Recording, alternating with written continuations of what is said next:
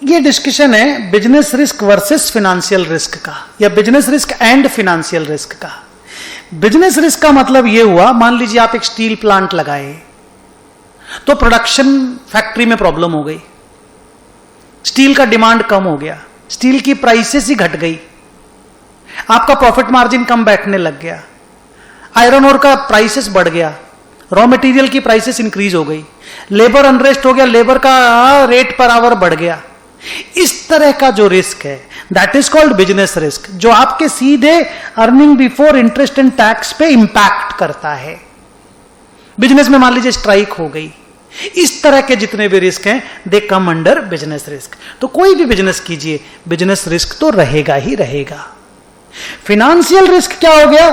जब आपकी balance sheet is very much highly debt फिनांस्ड।